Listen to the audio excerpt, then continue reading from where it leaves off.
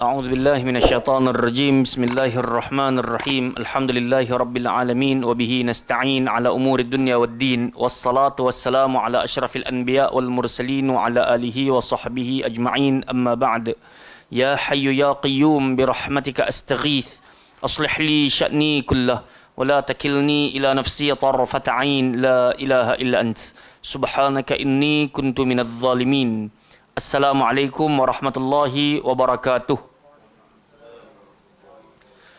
Alhamdulillah, alhamdulillah, bersyukur kita kepada Allah Subhanahu wa taala limpah inayah, pertolongan hidayah yang Allah taala kurnia serta bekal buat kita malam hari penuh barakah ini sekali lagi dapat sama-sama kita berhimpun berkumpul di Dewan Baitul Salam ini untuk kita mempelajari firman dan kalam Allah. Moga-moga kesungguhan kesanggupan ini Allah hitung sebagai amal saleh dan dengannya kita berharap kita beramai-ramai disatukan di dalam Jannatil Firdausil A'la. Amin ya rabbal alamin. Jadi insya-Allah tanpa kita buang masa, kita terus kepada buku tajwid kita yang mana hari ini rasanya kita boleh habiskan apa yang berbaki daripada muka surat yang terakhir. Semisal yang terdapat dalam buku saya ni pada muka surat 107. Masih lagi kita berada di bawah tajuk tanda-tanda untuk istilah yang terdapat dalam resam Al-Quran resam Uthmani. Istilah tanda bacaan Al-Quran resam Uthmani. Maka sebahagian buku pada muka surat berapa? 108. Ada 4, ada 8, ada 7. Ala kullin tak apalah. Kita sampai pada poin yang ke-13. Jadi tanpa kita buang masa, terus kita bacakan bersama-sama supaya kita faham tanda berupa intan ataupun kita panggil diamond tu lah kan. Segi 4 tu. Tanda ini terletak di bawah huruf ra pada surah Hud ayat 41. Makanya bacaannya adalah Bismillahimajreha. Cuba sebut. Maka dia adalah in between, di antara baris atas dan juga baris bawah.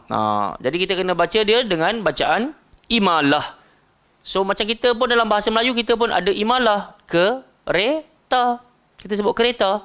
Kenapa kita tak sebut kereta?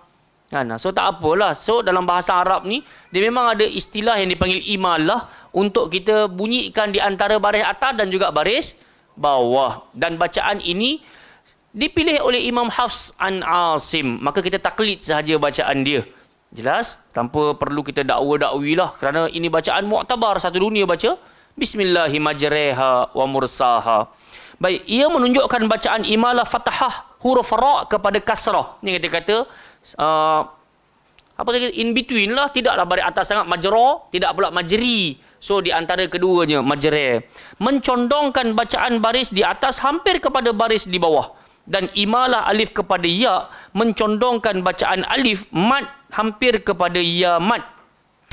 Jenis bacaan imalah ini dinamakan imalah kubra ulama an-nuqat. Artinya ulama tanda titik meletakkan bulatan merah padanya tapi telah ditukar dengan bentuk tersebut untuk kemudahan percetakan. Jadi kalau old school punya cetakan Quran maka ditanda bulat supaya kita baca majre. Tapi dek kerana nak cetak ni sekejap hitam sekejap merah, susah nak cetak. Jadi dia pun letak tanda diamond supaya kita mafhum, kita fahamlah. Aku jumpa sahaja tanda ni, aku kena baca secara imalah kubra majre. Okey, jelas? Tanda ini juga terletak di atas antara huruf mim dan juga nun bersabdu pada surah Yusuf ayat yang ke-11. Seperti ayat ini. Kita sebut sama-sama. Malaka la ta'manna ala Yusuf. Sebut.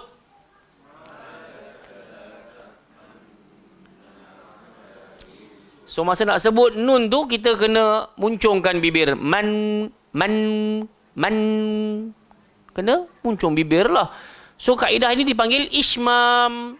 Kalau tadi imalah dan yang kedua ishmam. Ia menunjukkan bacaan ishmam iaitu memuncungkan bibir mulut ke hadapan. So bukanlah tak boleh. Makna katanya orang kalau baca la ta'manna ni dia tak belajar bab ni lah. So kita yang dah belajar ni menjadi aib lah bila kita jumpa dalam surah Yusuf ni la ta'manna ni kita pergi la ta'manna. Lihat. La ta'man man. Dia macam ni lah iyyaka na'budu wa iyyaka nasta'in. Ada yang waqaf macam tu. Faham tak? Sebab nun tu dia berbaris dhammah. Iyyaka na'budu wa iyyaka nasta'in. Nuhdinas siratal mustaqim. Betul? Kita tak baca iyyaka na'budu wa iyyaka nasta'inah ataupun nih, kita baca nuh. Jadi kat situ sebahagian berhenti dengan jalan dia ismam. Iyyaka na'budu wa iyyaka nasta'in. Ada muncul lah. Saya dekat sini malaka la ta'manna. Sebut. Baik, dia menunjukkan bacaan ismam iaitu memuncungkan bibir mulut ke hadapan. Isyarat pada huruf nun berbaris hadapan sepatutnya adalah ta'manuna. Ta'manuna. Kan? Yang telah dihazafkan tanda baris hadapannya. So bila dah dihazafkan maksudnya dibuang baris hadapan, kemudian diidghamkan pada huruf yang sama jenis berikutnya di mana tidak menzahirkan bunyi bacaan tanda hadapannya atau dibaca dengan raum. Tayyib. Jadi kita bacalah ta'manna. Baik, tak apalah, yang penting jumpa tanda diamond ada dua keadaan. Satu imalah, satu lagi ismam. Boleh tak? Raum ni maksud dia muncung. Raum. Muncung lah, raum. Kan? Baik, yang ke-14. Tanda titik tompok. Tanda ini hanya terletak di atas huruf hamzah kedua. Batang alif ni dipanggil hamzah. Tulisannya telah dihazafkan dan digantikan dengan tanda ini pada kalimah a'jamiyun. Tapi cara nak baca dia macam mana? A'jamiyun. Cuba sebut. Kat sini dia panggil tashil. Kita dah pernah cerita dah dahulu, orang Arab ni dia susah nak sebut hamzah. So bila dia nak sebut benda berat bagi Arab, bagi kita mudah. Sebab tu bila kita baca alif lam ra, Arab baca macam tu. Kalau kita tak ada masalah alif lam ra, kita tak ada masalah. Tapi untuk orang Arab benda tu berat. Jadi disebabkan itu ada urusan tashil, memadamkan bunyi hamzah. So dekat sini ada dua hamzah. Berat bagi mereka nak sebut Jadi akhirnya dia baca macam mana? A'jamiyun. Sebut. So bila jumpa macam ni, ini hamzah sebenarnya batang alif ni. Dan dia cuma ada tanda titik pula dekat atas hamzah kedua ni yang dituliskan, yang diletakkan. Maka cara baca dia kena tashil. Bacaan tashil ni maksud dia mudah. Ingat lagi tak saya pernah kata? Di antara, tashil ni datang daripada perkataan sahal, mudah. Jadi kalau kena penyakit cirit berit, dia panggil ishal. So dia buang air itu dalam keadaan sangat mudah. Tak payah teran pun dia boleh keluar. Sebab tu penyakit tu nama dia cirit ataupun ishal. So dalam kaedah bacaan Quran dia panggil tashil, memudahkan bacaan. Senang. Arab susah. Sebab hamzah ni dia keluar dekat bawah tekak ni. Bawah. Lower of throat ni. Bawah. Orang Arab susah nak sebut. Jadi mereka kata atas kapasiti itu, bacaan yang mudah dia sebut adalah dengan mentashilkan a'jamiyun. Cuba sebut. Dan dia terdapat dalam surah Fussilat ayat 44. Ia menunjukkan tashil bacaan mudah dengan menyembunyikan satu bunyi antara bunyi huruf hamzah dan alif. Okay, jelas juga dekat situ. So titik tompok ni hanya ada pada hamzah yang kedua.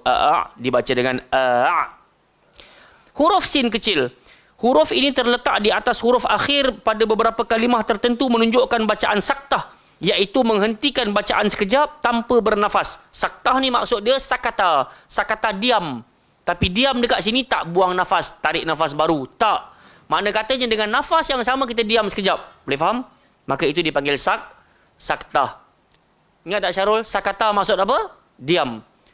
Diam, sakat. Sebab tu orang Arab kalau nak suruh orang diam, dia akan sebut uskut ataupun usmut. Dua-dua betul. Kalau cukup, dia kata sah. Dah. Bas, cukup. Boleh tak? Roh tu pi. Roh, tarik ya haj. Kan? Maksudnya, pergi, bagi jalan, bagi laluan, tarik ya haj. Kan tak? Tapi itlaq barrah paling sedih lah. Itlaq barrah ni makna kata pergi berambuh. Tu ayat yang memang menyedihkan mana-mana insan yang mendengar ucapan tersebut. Macam yang saya kena dekat dalam masjid Nabi tu lah. Kan? Baru duduk saja, Iqra' ya Muhammad. Kita pun nak start baca. A'udzubillah itlaq barrah. Kena gitu. Saya kalau buat kat sini tak mai dah kalian. Tak mai dah.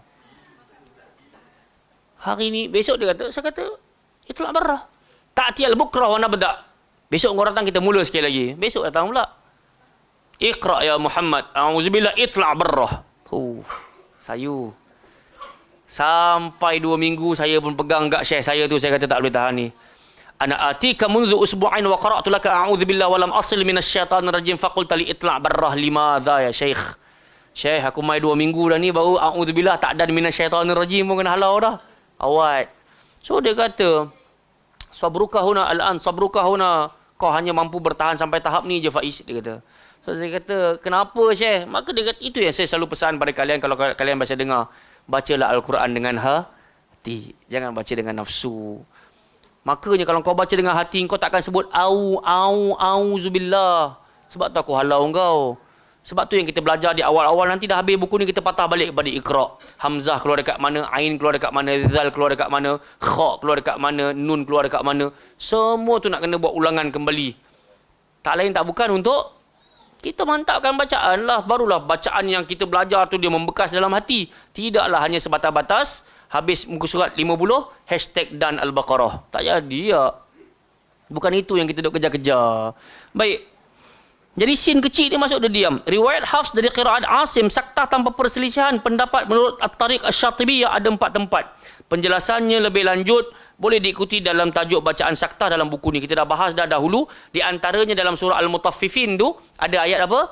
Kalla bal rana ala qulubihim. Nampak tak ayat tu? Bila atas perkataan bal tu ada sin. Kalla bal. Kita pun diam sekejap. Lepas tu kita terus sambung sahaja.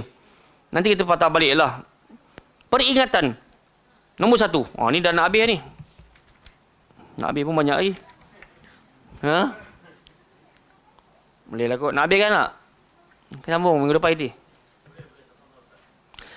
Terdapat kalimah ini iaitu du'afin. Dengar baik-baik. Berulang 3 kali pada surah Ar-Rum ayat 54. Baca sama-sama dengan saya. Allahul ladzi khalaqakum min dha'fin thumma ja'ala min ba'd. Sebut.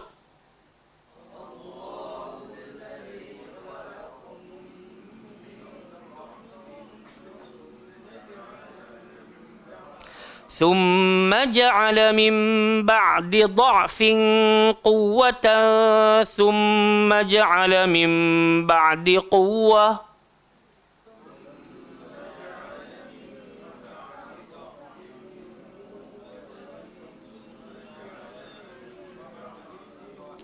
ثم جعل من بعد قوة ضعفا وشيبة.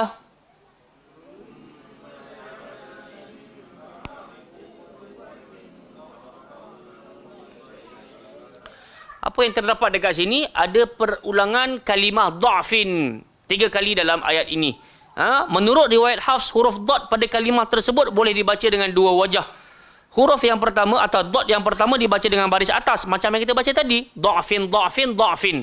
Tengok muka surat yang berikutnya, dikatakan kepada kita huruf dot tadi boleh dibaca dengan dhammah, harus dibaca dengan baris hadapan. Jika huruf dot dalam kalimah yang pertama dibaca dengan baris atas, maka kedua-dua huruf yang berbaki dibaca sedemikian juga. So kita baca dha'fin, dha'fin, dha'fin. Sekiranya huruf dot dalam kalimah yang pertama dibaca dengan baris hadapan, maka kedua-dua huruf dot yang berikutnya dibaca sedemikian juga dengan baris hadapan. Dha'fin, dha'fin, dha'fin. So dalam qiraat Hafs an Asim ada 2 jenis wajah lah. Dua-dua boleh diterima pakai. Dha'fin dengan dha'fin. Maksud dia sama. Cuma dari sudut riwayat sahaja. Dia dengar ada yang baca dha'f. Dia dengar ada yang baca dha'f. Maksud tetap sah. Apa maksud dia? Allahul ladzi khalaqakum min dha'fin. Dialah Allah yang menciptakan kamu bermula dengan lemah. Lemahnya kita nak pakai baju sendiri pun tak reti. Nama kita pun orang yang bagi. Menangis je kita pandai. Sebagai tanda kita lapar. Pampers kita penuh. Sebatas itu je. Punyalah lemahnya kita ini. Thumma ja'ala min ba'di dha'fin quwwah. Kemudian dialah Allah yang menciptakan kamu daripada lemah menjadi kuat. Hari ini kita kuat ke tak kuat? Alhamdulillah masih boleh gagah panjat tangga Baitusalam lagi. Boleh bawa kereta lagi. Kuatlah. Thumma ja'ala min ba'di quwwatin dha'fan wa syaibah. Kemudian dia menciptakan kamu bermula daripada kekuatan itu akan kembali menjadi lemah dan pakat-pakat beruban. So kita ada tanda uban ni menunjukkan menandakan apa? Dha'fin. Satu dha'fin. Ibn Abbas kata, nazir dalam ayat Al-Quran bererti uban. Maksudnya, alam ya'tikum nazir, belum sampaikah lagi kepada kalian waktu untuk kalian berfikir. Nazir ni peringatan keras. Tak sampai lagi ke peringatan keras. Orang tanya, apakah nazir itu? Abdullah Ibn Abbas kata dia adalah syaib, uban. Maksudnya semakin kau beruban, semakin kau dekat dengan yang namanya mati. Faham tak? Jadi sepatutnya gitulah, kena syukur. Allah Ta'ala bagi kepada kita usia. Sepatutnya makin beruban, semakin kita dekat dengan Allah Ta'ala. Dalam satu hadis Nabi kata apa? Allahu salasatun yabghaduhumullah, yabghaduhumullah. Ada 3 kumpulan manusia yang Allah benci sangat kepada mereka. Siapa dia? Tahu tak? 3 kumpulan yang Allah benci sangat. Asy-syaikh az-zani, seorang tua yang gemar berzina. Orang tua yang berkeinginan keras nak buat zina. Ataupun dia berzina. Allah benci sangat kat lelaki tua ni. Ataupun perempuan tua ni. Yang kedua siapa? Yang kedua adalah al-faqir al-mukhtal. Orang yang miskin, sombong. Dalam miskin tak sedar diri pula. Tak mau solat, tak mau zakat, tak nak tutup aurat, tak nak minta-minta dekat Allah. Sombong, Allah benci kepada orang ni. Dan yang ketiga, al-mukthir al-bakhil. Orang yang kaya tapi bakhil. Ni ada 3 kumpulan manusia yang Allah benci. Semoga kita dijauhkan daripada 3 sifat inilah. Miskin dalam miskin, tapi fitrah manusia ni sebenarnya bakhil. Jangan kencing lagi. Baik, kan Allah Ta'ala sebut dalam surah Al-Ma'arij, innal insana khuliqa halu'a. Manusia ni dicipta fitrahnya penuh berkeluh kesah. Abu Talha, okey? Penuh berkeluh kesah. Idza massahu syarru jadhu'a. Kalau dia dikurniakan ujian, maka dia akan bertambah mengepek. Mengepek ni apa dia? Mengomel. Ada je tak kena. Apa? Membebel. Membebel. Kenapa aku miskin? Kenapa aku tak macam dia? Kenapa aku tak dapat macam orang tu? Kenapa rumah dia besar? Dia ada je tak kena. Wa idza massahul khairu manu'a. Manusia punya fitrah yang berikutnya, saat dia dapat rezeki, dia menjadi makin kedekut. Ini memang fitrah. Siapa yang terselamat? Illal musallin. Orang yang mendirikan sah. Ada 8 kumpulan Allah Ta'ala kata yang terselamat. Nanti buka surah Ma'arij, kita boleh tengok lah. Alladzina hum ala salatihim daimun. Ni geng-geng tu, daimun. Faham tak? Orang-orang yang menjaga call time prayers mereka. So daimun, bukan daimun ni dalam hati Allah, Allah, Allah. Saya kena dekat ceras. Inilah kawan saya. Saya kata, jom lah pergi semayang asar. Pergi dulu. Aku dah semayang dah. Azan pun tak habis lagi, semayang apa benda ya. Kau Faiz, dia kata, engkau hanya ingat Allah ketika engkau dengar hayya ala salah. Aku walaupun tengah hisap rokok, hati aku Allah, Allah, Allah. Yang main-main. Saya kena live, ingat lagi. Jadi saya kata, apa dalilnya? So dia pun sebut, alladzina hum ala salatihim daimun. Dia ingat Allah sentiasa. Walaupun aku tengah merokok, hati aku Allah, Allah. Sebab tu baca Quran tak boleh tafsir sendiri. Daimun tu bukan selalu macam yang kita faham tu. Daimun itu menjaga call time prayers. Kau dengar je hayya ala solah, kau dah kelang kabut nak ambil wuduk. Kau dah pakai minyak wangi. Kau dah sikat rambut. Kau dah datang surau, duduk saf awal. Itu daimun. Faham tak? Last kali Allah Ta'ala kata, walladzina hum ala salatihim yuhafizun. Orang-orang yang menjaga kualiti solat. Kalau kau datang awal waktu sekalipun, solat kau tak apa-apa, Nabi kata, anna rajulan yusalli sittina aman falam yaqbal walau wahid. Ada seorang lelaki mempersembahkan solat dia 60 tahun. Sekalipun Tuhan tak pernah terima solat lelaki tersebut. Kenapa? La yatimmu ruku'ahu wa yanqiru fi sujudihi. Sebab dia tak sempurna pada rukuk dan kelang kabut pada Sebab tu Allah nak cerita kat kita, bukan setakat aku utamakan yang awal waktu, tapi aku nak tengok kualiti. Ada at-ta'anni, dipanggil apa? Tuma'ninah. At-tuma'ninah. So at-ta'anni minallah wal ajalatu minasyaitan. Ketenangan itu dalam salat. Ketenangan itu daripada Allah. Kelam kabut itu datang daripada syaitan. Faham tak? Jadi gitulah. Kalau lah miskin, lepas tu kedekut pula, ya Allah. Mintalah kepada Allah sekeping hati yang baru. Kan? Na'udzubillah min zalik. Semoga Allah jadikan kita kaya hati dan kaya harta. Amin ya rabbal alamin. Sebab Nabi kata apa? Laisal ghina ghinal mali wal arad walakinnal ghina ghinan nafs. Orang kaya bukan orang banyak harta, tapi orang kaya orang yang kaya pada hatinya. Baik, settle dekat sini. Daripada kedua-dua wajah bacaan yang tersebut di atas, bolehlah didahulukan pembacaan yang pertama, kemudian boleh dibaca semula mengikut wajah yang kedua. Nah, kalau siapa nak baca 2 kali ulangan ayat ni, dua-dua dah boleh baca. Dha'fin, lepas tu dia habis dekat ayat tu yakhluqu ma yasha wallahu ala kulli syai'in qadir, dia nak patah balik. Allahul ladzi khalaqakum min du'fin thumma ja'ala min ba'di du'fin quwwah thumma ja'ala min ba'di du'fin thumma ja'ala min ba'di quwwatin du'fan wa syaibah yakhluqu ma yasha. Dia boleh baca. Nampak tak? So kita dah belajar malam hari ni, kalau kita jumpa tiba-tiba ayat tu surah Rum ayat 54 ni, kalau kita jumpa kan, maka kita boleh je nak baca kedua-dua wajah. Boleh. Yang kedua, menurut riwayat Hafs, kalimah atania yang terdapat dalam surah An-Naml ayat 36 mempunyai 2 wajah bacaan ketika bacaan berhenti padanya. Yang pertama, mengekalkan huruf ya, sukun sebagai huruf mad. Makanya kita pun berhenti atani. Walaupun dekat situ kalau kita nampak kepala ya tu dia adalah, kalau istilahnya kita panggil maksilah tak? Kan? Macam kepala ya tu kan? Tapi dalam qiraat Hafs an Asim ada 2 wajah. Satunya mengekalkan huruf ya, sukun sebagai huruf mad pasal dia berbaris. Yang kedua menghazafkan huruf ya kecil dan berhenti pada nun. Atan. Sebut. So ada 2 jenis wajah lah. Siapa nak berhenti atani, boleh. Siapa nak berhenti atan, pasal dia kata ini kepala ya ni bukan ya mad ni. Maksudnya bukan ya yang bersambung dengan nun. Dia adalah maksilah. Sebab kebanyakan maksilah, semuanya kita tak bunyikan dia once kita nak berhenti, betul tak? Faham tak? So kalau ilahi, contohnya kita akan sebut ilah. Faham tak? Sebab kepala ya tu dia tak bersambung dengan ha. Sama lah dekat sini. Tapi ada 2 wajah lah. Jika pembacaannya diteruskan, maka ya kecil mesti dibariskan dengan baris atas. Atani al-kitab wa ja'alani nabiyya. Nah, ini ayat yang disebut oleh Allah Ta'ala. Ayat yang ketiga dan terakhir untuk malam hari ini, kalimah salasila dalam surah Al-Insan ayat 4 boleh dibaca dengan 2 wajah apabila pembacaan berhenti padanya. Yang pertama, mengekalkan alif di akhirnya sebagai huruf mad, dan yang kedua menghazafkan alif dan berhenti pada lam. Macam mana nak berhenti? Salasil. So ada 2 wajah lah. Yang pertama, salasila.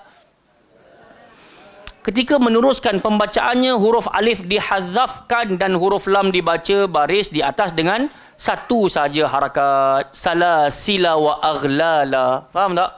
So kita tak baca salasila wa aghlala. Sebab alif itu dipanggil alif ziyadah, alif tambahan. Kena ada dalam tulisan tapi tak boleh ada dalam bacaan. So once kita nak berhenti, salasil ataupun boleh pilih salasila. Wajah-wajah ini adalah mengikut bacaan riwayat Hafs dari qiraat Asim dan telah dicatat oleh Imam Syatibi dalam bukunya susunan berbentuk sajak yang bertajuk Hirzul Amani wa Wajhut Tahani. So buku tu buku kecil je, besar tapak tangan je buku ni. Hirzul Amani wa Wajhut Tahani. Maka kalau siapa yang gemar nak belajar tentang ulumil Quran, maka dia boleh belajarlah tentang qiraat sama dalam buku tersebut. Kalimah-kalimah yang berikhtilaf dari berbagai tarik padanya telah diberi tanda bacaan mengikut riwayat Hafs dalam Al-Quran Rasam Usmani dan bertepatan dengan penjelasan buku Imam Syatibi. Wallahu ta'ala a'lam. Jadi insyaAllah minggu hadapan kita cuba try baca penutup, iaitu syarat dan rukun-rukun bacaan Al-Quran. Kemudian kita akan kembali semula kepada Iqra'. Jadi untuk minggu hadapan tolong bawa Iqra' yang warna pink ni balik, sebab kita nak buat ulangan. Tak apalah, kalau siapa yang rasa aku dah mahir, cerita lain lah. Tapi kalau siapa yang sudi nak kembali down to earth, kembali bermula dengan Iqra', maka amat dialu-alukan untuk hadir. Barakallahu fikum. Tutup katanya buku Iqra', buku tajwid, dan terus kepada bacaan Al-Quran. Surah An-Nisa ayat ni Abu Talha mahir ni. Ayat 3 Ayat 4 Wa atun nisa, betul? Masa tak cukup, ada lagi setengah jam saja. Jadi try kita baca 1 ayat saja, kemudian kita tadabbur isinya. Boleh? Bacalah Al-Quran dengan hati, jangan baca dengan nafsu, tenang-tenang pada bacaan dan juga sebutan. A'udzu billahi minasy syaithanir rajim.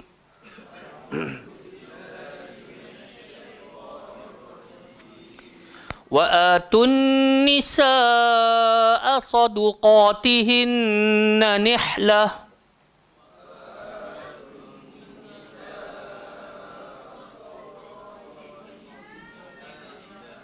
فإن طبن لكم عن شيء منه نفسا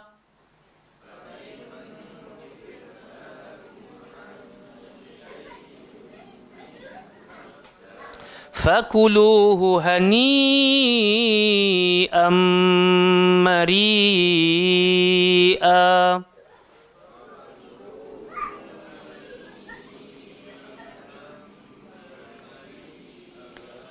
ولا تؤتوا السفهاء أموالكم التي جعل الله لكم قياما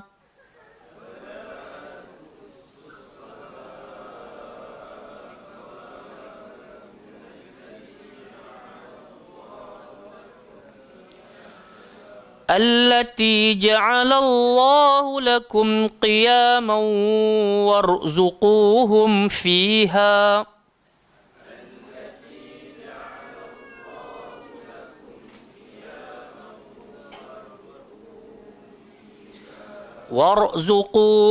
فيها واكسوهم وقولوا لهم قولا معروفا.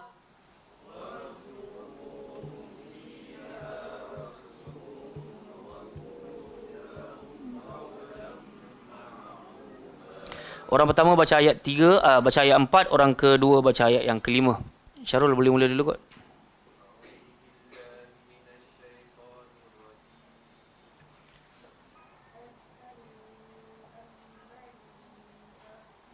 Suara tak ada. Syafakallah syifaan ajilah. Tadi kalau kita dengar adik Yusof baca dia berhenti dekat an ke min. An syai'im min. So dekat situ ada huruf ha dan ha tersebut dipanggil huruf hamas. Makanya tak boleh kita berhenti min saja. Dia kena ada ha tu separuh. Min. Jadi kalian pun kalau tak dengar standard lah. Biasanya orang yang dapat dengar ni orang sebelah menyebelah aja. Min cukup. Dia tak berhajat kepada min. Faham tak? Dia tak berhajat kepada teruk-teruk macam tu. Baik, silakan. Bagus, barakallahu fiik. Cuma tadi bila pada perkataan warzuquhum, huruf ra bukan termasuk huruf lantun. Tadi abang terbaca warra beberapa kali tadi warra, maka ikhlas tadi tak bunyi dah war. Diam je sebab ra bukan huruf melantun. So tak bolehlah kita baca warzuqu warra, ada benda tu elakkan. Diam je. Warzuquhum. Boleh, silakan Sri. Lancar barakallahu fik. Tinggal lantunan-lantunan kecil tu kalau Izzat tak perasan sebenarnya dia ada humma, warra, kena hati-hati, ma'a ada. So kena berhati-hati. Dia tak boleh ada lantunan-lantunan itu. Warzuquhum fiha waksuhum wa qulu lahum qawlan ma'rufa. Sekali lagi. Warzuquhum. Barakallahu fiik. Bagus. So kena hati-hati sebab selalu kita sebut bacaan Quran Nabi sallallahu alaihi wasallam macam mana? Karena sallallahu alaihi wasallam idza qara'al Quran harfan ayatan. Nabi kalau baca satu ayat kedengaran. Satu huruf kedengaran. Jadi kebanyakan kita kadang-kadang dia baca Quran tu macam meleret. Warzuquhum fiha waksuhum wa qulu lahum qawlan ma'rufa. So tak cantik lah gitu walaupun sedap. Tak guna. Bukan tak guna maksud tak cantik lah. Sebab tu kita datang tahsin qiraatul Quran. Kita bukan nak suruh-suruh kita jadi sedap. Kita nak bacaan tu jadi mantap. Gitu. Moga-moga bacaan kita tu dia membekas dekat hati. Itu je. Sebab akhlak Nabi, akhlak Al-Qur. Kita nak bacaan Quran tu dia membekas dalam hati. Wallah ta'ala alam. Silakan. Kat situ apa yang berlaku? Tak cukup nafas. Jadi sebab tu kena kawal. Rasa tak boleh nak sambung, berhenti je dekat situ. Fakuluhu hani'am mari'a. Jangan hu tu tak ada waw kat situ. So kita kena laju. Fakuluhu ha.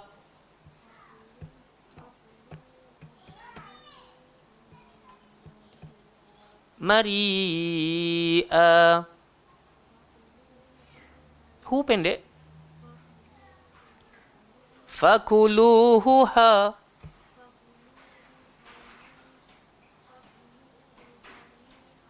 Hani. Panjang. Hu jangan panjang lagi tak? Pendek kan?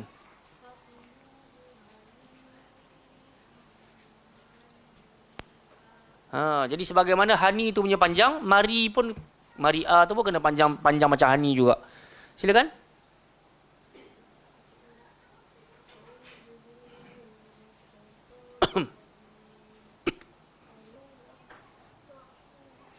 Oh, habis juga. Berhenti je lah. Kalau nafas tak sampai kan. Warzuquhum fiha waksuhum wa qulu lahum qawlam ma'rufa. Okey, tak apalah. Yang penting kita tahu kadar nafas kita, berhenti. Jangan paksa bacaan sampai nampak sulit bacaan tersebut. Berat bagi orang yang mendengar. So kita kena al-qais, kena bijak-bijak. Rasa dekat sini nafas aku boleh sampai, berhenti kat situ. Jangan disambung-sambung, nanti nampak macam menyeksa diri. Silakan.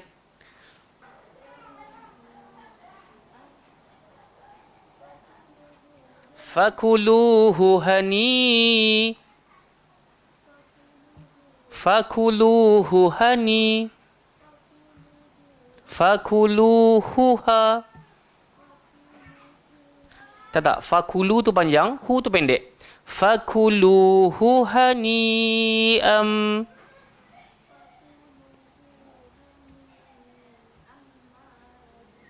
Tak macam tu.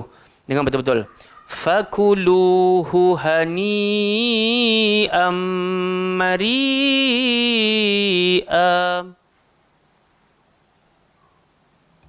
Silakan.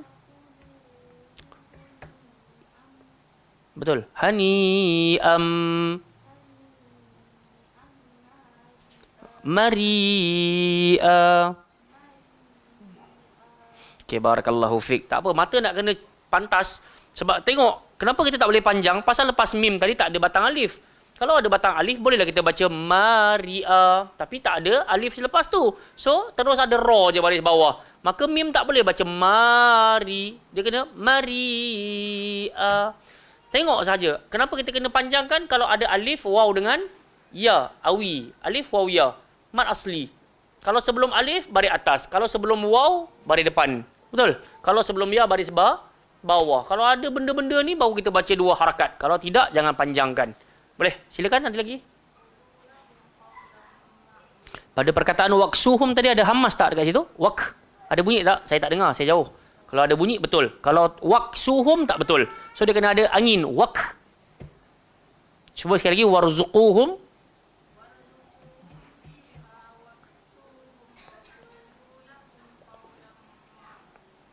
Barakallahu fikum. Terima kasih semua atas bacaan masing-masing dan kita berharap sedikit daripada pembetulan yang kita dapatkan membuat kita beringat.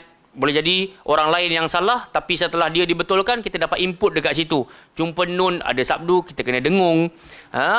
Tak boleh ada lantunan dan seterusnya. Baik, tolong baca ramai-ramai dua ayat yang kita bacakan malam hari ini. Ayat 4 dan ayat 5. Saya suka nak dengar. Terus sahaja tanpa a'udzubillah. 1, 2, 3.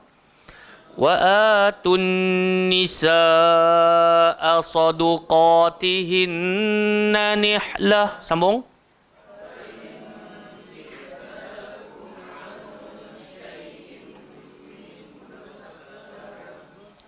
Fakuluhu hani'am mari'a.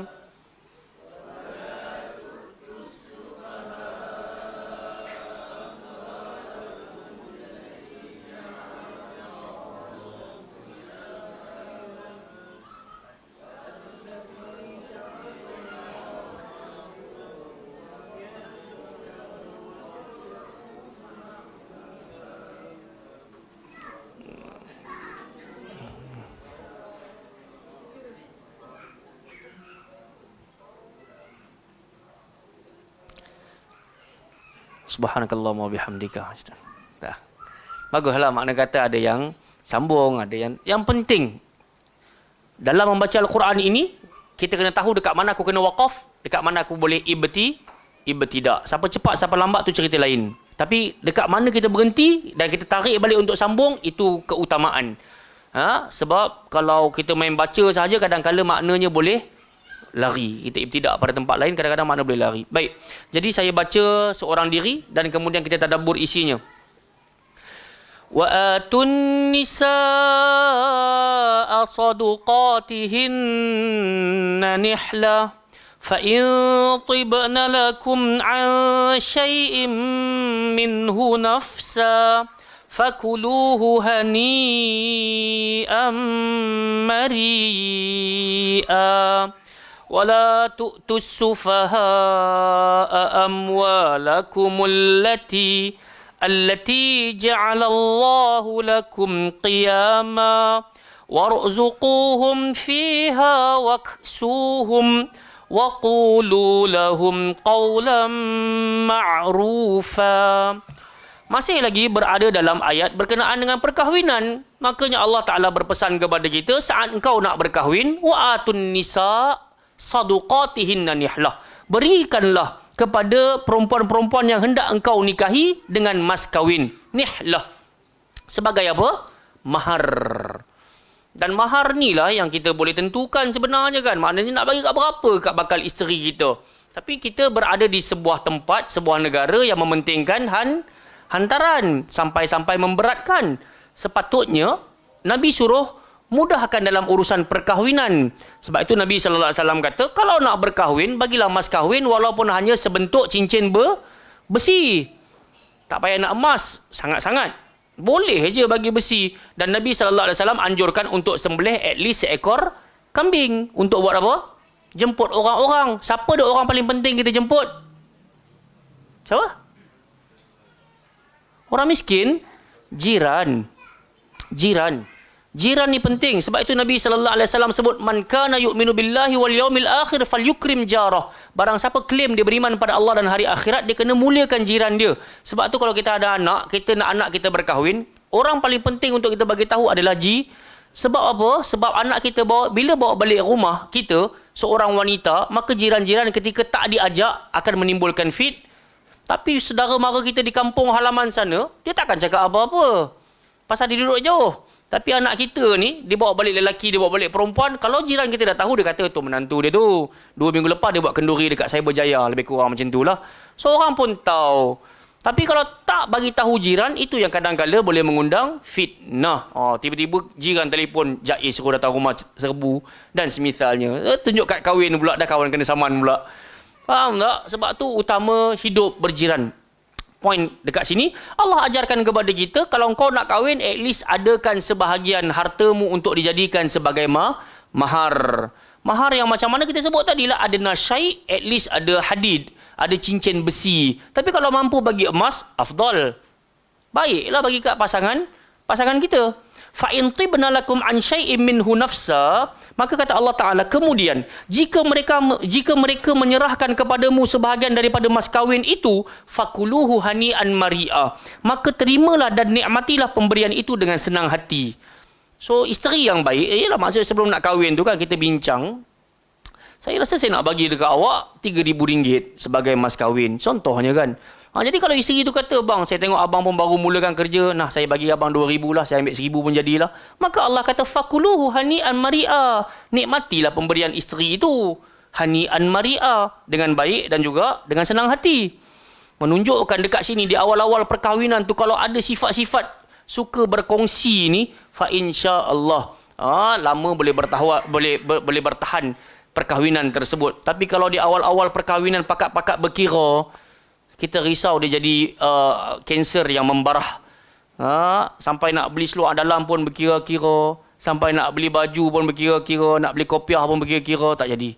Jangan. Sebab itu Nabi kata, ibda' binafsik. Apa-apa pun kau mulakan dengan diri kau dahulu. Wa biman ta'ul. Lepas tu kau bagi kepada orang yang berada di bawah tanggunganmu. Ni. Sebab tu Nabi kata, khairukum li ahlihi wa ana khairun li ahli. Sebaik-baik kalian orang yang buat baik terhadap ahli keluarganya, dan aku adalah orang yang terbaik terhadap ahli keluarga aku. Kita kalau boleh, kita bukan nak dengar pujian kawan-kawan semata-mata. Kita sangat berhajat kepada pujian isteri dan juga suami yang ikhlas dan juga tulus. Kadang-kadang kawan kita puji kita pasal kita belanja dia minum selalu je. Kita belanja dia makan je, maka dia pun puji kita. Kita pun rasa sesuatu Kan? Tiba-tiba bila isteri kita bagi kita sesuatu, kita buat aja. So tak jadilah. Sebab itu Nabi sebut la yashkurullah man la yashkurun nas. Seseorang tak dianggap bersyukur kepada Allah kalau dia tak berterima kasih kepada manusia. Siapa orang yang paling layak untuk kita ucap terima kasih? Isteri lah. Dengan kita keluar macam ni, dia tolong masak, tolong jemur baju, tolong jaga anak, siapkan pakaian anak dan semisalnya. Yang belum kahwin tak rasa lagi lah.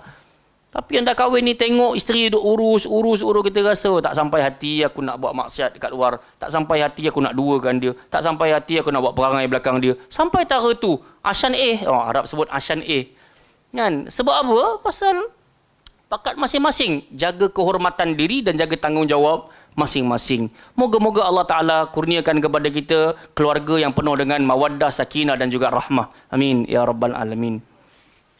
Ayat yang berikutnya kata Allah Ta'ala, wala tu'tus sufaha'a amwalakum allati ja'alallahu lakum. Janganlah engkau serahkan kepada orang yang belum sempurna akalnya harta mereka. Siapa dia orang yang belum sempurna akalnya? Dia adalah budak kecil ataupun anak yatim yang belum pandai buat kira-kira. Dan yang kedua, si tua yang memang otaknya tak waras.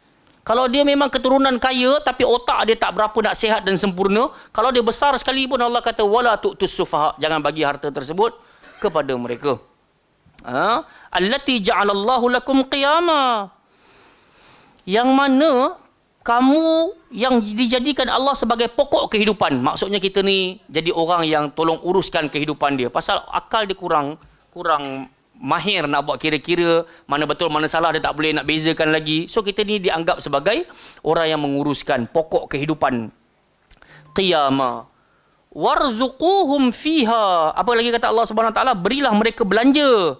Waksuhum, berilah mereka pakaian. Okey?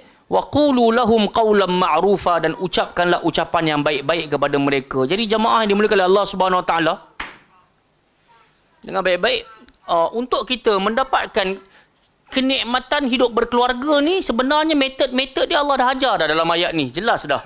Apa nak kena buat? Kalau kita ada harta, warzuquhum fiha. Bagilah rezeki tersebut, kongsilah rezeki tersebut dengan family kita. Waksuhum, bagi mereka pakai baju-baju dan semisalnya, belikan. Dan yang terakhir adalah ucapan. Waqulu lahum qawlan ma'ruf. Ucap dengan ucapan yang baik-baik. Sebab sebahagian orang dia cuma pandai melempar duit tapi tidak pandai menjaga emosi. Apa isteri aku nak, aku bagi saja. Tapi kadang-kadang budi bahasa dia dengan keluarga belah family pun tak jaga dan semisalnya. Maka tak cukup lagi lah kita punya pengharapan nak jadi suami misali. Begitu jugalah dengan isteri. Maka kita nak title kepada isteri solehah, ibu misali dan semisalnya. Maka kita sangat berhajat kepada tiga ni. Jaga makan pakai suami kita. Dan juga yang paling utama, jaga tutur bicara. Kita kena tahu kedudukan kita. Setinggi apa pun gaji kita, setinggi apa pun kedudukan kita. Nabi kata, jika aku diperintahkan untuk suruh orang sujud kepada seseorang, nescaya aku akan suruh siapa sujud kepada siapa? Isteri sujud kepada suami. Nak bagi tahu besarnya tingkatan dan juga pangkat tahap suami tersebut. Maka yang ada keluarga, jagalah keluarga masing-masing. Doa yang baik-baik macam yang Allah Ta'ala ajarkan. Rabbana hablana min azwajina wa dhurriyyatina qurrata a'yun waj'alna lil muttaqina imama. Macam doa Nabi Ibrahim juga kita kena amalkan. Rabbi ja'alni muqimas salati wa min dhurriyyati rabbana wa taqabbal du'a. Rabbana ghafirli wa liwalidayya wa lil mu'minin yawma yaqumul hisab. Amalah teman-teman sekalian, doa ni doa yang sangat bermanfaat. Wallahu ta'ala a'lam. InsyaAllah minggu hadapan kita akan sambung pada ayat yang ke-6 pula. Yang baik datang daripada Allah Ta'ala, yang lemah datang daripada diri saya dalam menyampaikan. Rajin-rajinlah baca Quran, rajin-rajinlah tadabbur Al-Quran. Moga-moga kita dapat masuk ke dalam syurga Allah melalui pintu az-zikr. Amin ya rabbal alamin. Subhanakallahumma wa bihamdika asyhadu an la ilaha illa anta astaghfiruka wa atubu ilaik. Wa sallallahu ala nabiyyina Muhammad ala alihi washabihi wa baraka wasallam. Aqul qali hadza astaghfirullahal azim li wa lakum. Assalamualaikum warahmatullahi wabarakatuh.